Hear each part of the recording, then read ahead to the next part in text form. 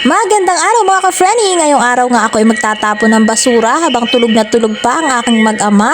Kanina kasi mga ka-Frenny nung sinundo namin ang asawa ko ay ang dami ng tambak na basura doon kaya naisip kong itapon na to dahil baka dadaan na ang magbabasura. Wala kasing schedule ang pagtatapon ng basura dito mga ka-Frenny kapag may nakita ka lang tambak sa labas tsaka ka lang makakapagtapon. Tinanghali na nga ako sa pagtatapon ng basura ngayon mga ka-Frenny dahil inantay ko pang makatulog si Talin.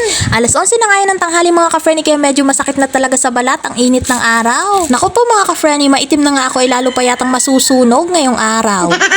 Tirik na kasi ang araw dyan mga ka-Frenny pero wala talaga akong choice kundi kailangan na talaga itong itapon. Pero pagdating ko nga doon kung nasa nakalagay ang tambak ng basura mga ka-Frenny ay naku po, nakuha na pala. Akala ko pa naman mga ka-Frenny may maaabutan akong tambak doon. Ang nangyari nga mga ka-Frenny ay inuwi ko na lang ulit yung aming basura.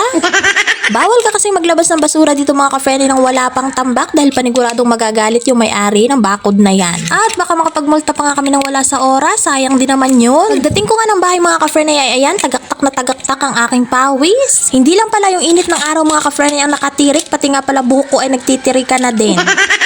Pagsapit nga ng alas 3 mga ka-Frenny ay nagising bigla itong aking asawa at hindi daw siya makatulog. Kaya sabi ko nga sa kanya ibantay niya muna si Talin at ako muna ay liligo. 5 minuto lang naman ata ay tinatagal ko sa pagliligo mga ka-Frenny dahil ako nga ay nagmamadali at alam kong babalik pa sa pagtulog itong aking asawa. Paglabas ko nga ng CR mga ka-Frenny ay ayan nagkatatapon-tapon pa nga ito maruruming damit ni Talin. Nung makita nga ako ni Talin mga ka-Frenny ay akala mo talaga ay kung saan ako nang galing at miss na miss ako, may pagyakap at paghalik-halik pa. May pagsabi pa nga sa akin na wawa siya samantalang hindi naman siya inaaway ng kanyang ama. Nang makatapos na ako maligo mga ka-Frenny ay bumalik na din sa pagtulog itong aking asawa. At syempre mga ka-Frenny alam nyo na ako na naman ang bantay din sa aking bulinggi. Pinapasakay ko nga siya sa kanyang car pero ang gusto yata talagang kunin ay yung aking cellphone na nakatayo doon sa harap namin.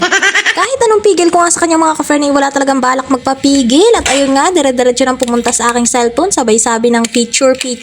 At habang nasa mood pa nga maglaro si Talin mga ka-Frenny ako naman ay naglalaga ng saging para sa aming merienda. Eto nga palang saging na ito mga ka-Frenny ang binili ng asawa ko kanina, isang piling nga yan nagkakahalaga ng 25 pesos. Medyo mura nga ang saging ngayon mga ka-Frenny kumpara nung nakaraan dahil nung nakaraan nga ay makakabili ka ng saging 3 piso isang piraso. Nung maisalang ko nga yung saging mga ka-Frenny ay ayan bantay na naman ako ng aking bulinggi. Naisip ko nga ilatag itong aming puzzle mat mga ka-Frenny para din na lang kami maglaro-laro ni Talin. Kaysa nga naman sa sahig kami nakalupas ay dalawa ay mas mabuti na ito meron kaming nauupuan. Eto talagang puzzle mat ang nagsisilbing sapi namin ni Talin sa tuwing panggabi ang aking asawa. Dahil nga kapag doon kami sa kwarto dalawa ni Talin ay paniguradong hindi makakatulog ang aking asawa at gigisingin lang ng gigisingin ni Taliso. Buti na nga lang at makabili kami ng puzzle mat na to dahil kahit papano naman na meron kaming mahihigaan ni Talin sa tuwing panggabi ang asawa ko. Eto nga ang puzzle mat na to ang nagsisilbing tambayan namin ni Talin tuwing umaga mga ka-Frenny.